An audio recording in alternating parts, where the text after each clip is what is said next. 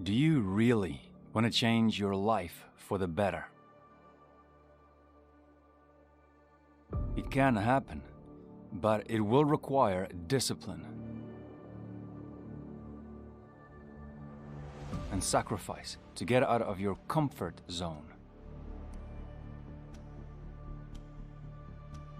Because you cannot continue to do the same things over and over and expect things to change. They won't. Albert Einstein said, "Insanity is doing the same thing over and over again and expecting different results."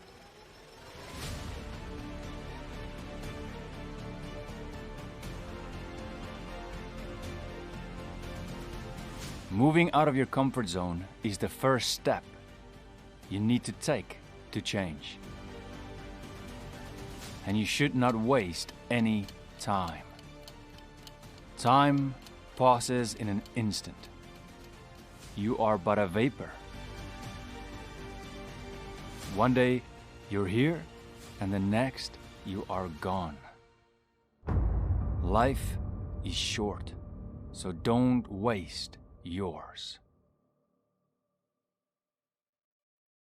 Far too many people come to the end of their lives full of regret. If only I did this, if only I did that.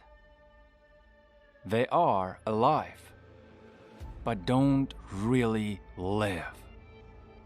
You are your own worst enemy. If you have dreams, they will stay dreams. If you don't actually plan and work for it, how many years do you need to finally change? Every year that passes, you have New Year resolutions, and it goes well for the first few weeks, but then you fall back into your old habits. That is the problem, because they should be life resolutions and not New Year resolutions.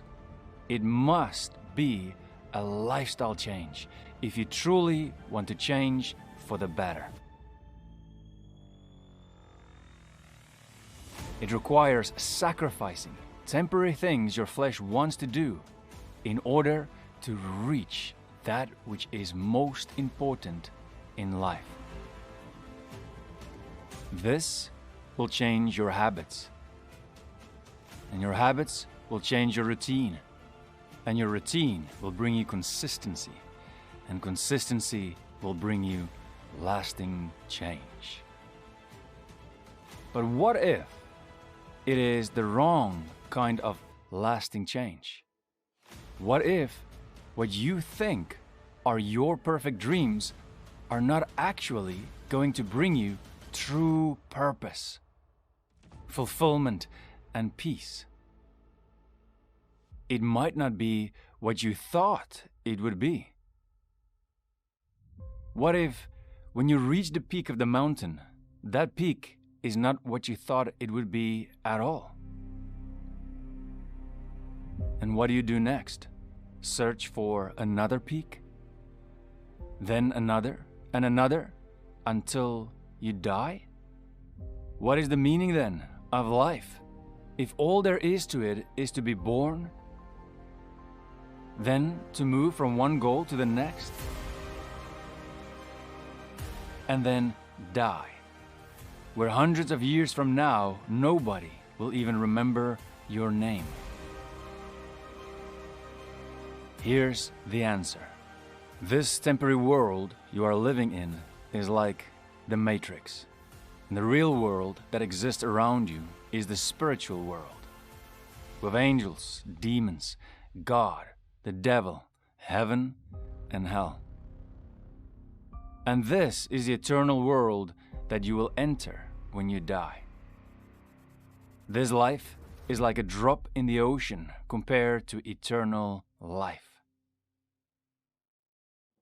You are mainly here to make a decision, given the breath of life to be alive, and make a choice from your own self-determining will, to choose the white pill or the black. To choose the light or the darkness. To choose God or the devil. And when you made your choice, you will either be with God in heaven or with the devil in hell. Because that is what you chose. In this short, temporary world, there is only one pursuit that actually matters. The pursuit of God, which is the pursuit of truth. The Logos, the Alpha and the Omega.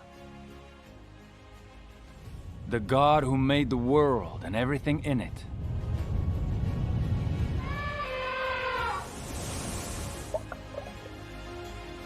Being Lord of heaven and earth, does not live in temples made by man, nor is he served by human hands, as though he needed anything, since he himself gives to all mankind life and breath and everything. And he made from one man every nation of mankind to live on all the face of the earth, having determined allotted periods and the boundaries of their dwelling place, that they should seek God and perhaps feel their way toward him and find him. Yet he is actually not far from each one of us. For in him we live and move and have our being.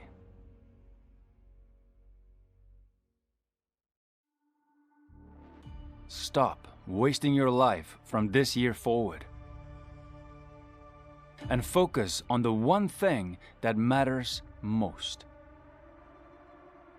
In my book, Bold Pursuit, a 90-day devotional for men seeking the heart of God, I wrote on day 82, on average, 333,000 people die every day. We don't know when we'll be part of that statistic. We can't take life for granted, and we can't ignore what comes next. Hebrews 9 verse 27 says, "It is destined for people to die once, and after this comes judgment." To prepare for the end of this life, we must first make sure that we will spend our next life in God's presence forever. God gave you a self to think on your own, a self-determining power by which you can choose what you want to do with your life. Why did God give this to you? Because He wants you to choose to seek Him, to know Him personally, to love Him and to obey Him. He is your Creator and He loves you. He wants you to bring yourself to Him so He can bless you with His fullness and lead you forward in His will. This is the key to living a life of total victory, a life of complete surrender, and a life of purpose, fulfillment, and unconditional peace. You can pursue a lot of things from this year forward: a healthier body, money, relationships, and power. But it is all temporary and will fade away. Only one pursuit brings true satisfaction on earth, because only one pursuit matters for eternity: becoming a true man of God. So, what will you choose? The black pill or the white pill? The choice is yours.